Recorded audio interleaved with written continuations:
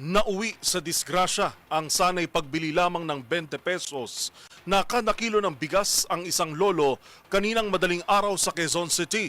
Ito'y matapos siyang mahagip ng isang pick-up truck kung saan naisugod pa ito sa ospital pero binawian din ng buhay. Pasintabi ho at sensitibo ang ating susunod na balita. Una sa balitang yan, si Val Gonzales. Naisugod pa sa paggamutan pero binawian din ng buhay ang 73 taong gulang na lalaki matapos mahagip ng isang humaharurot na pick-up sa Visayas Avenue, Quezon City.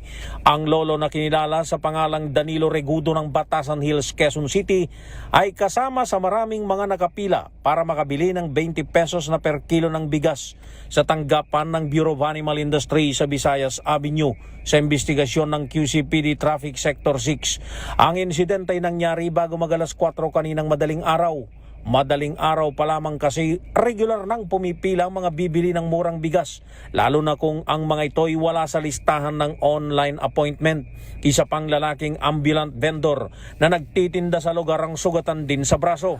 Doon banda may narinig akong sumabog, ang lakas.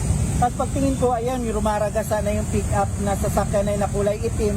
Ayan na, tapos mabuti na lang, naitulak ko tong bike ko, pagtulak ko, napaganon. Tapos pagtingin ko, ayun na, ito na tinamaan sa akin. Ito yung sugat.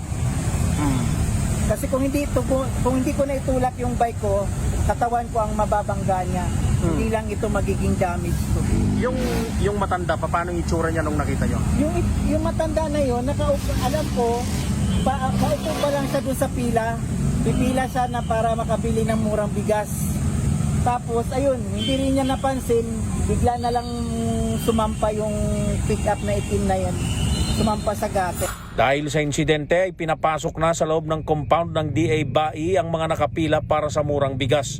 Sa panayam ng DZRH News sa driver ng itim na pick-up na si Rayson Sanchez, galing siya ng Taguig City at pauwi na sana sa kanilang bahay sa Barangay Kulyat nang mangyari ang aksidente. Sabi ni Sanchez na tumanggi ng humarap sa kamera, iniwasan niya ang dalawang motorsiklo na nakaharang pero sumampang kanyang sasakyan sa bangketa at inararo ang mga nakapila.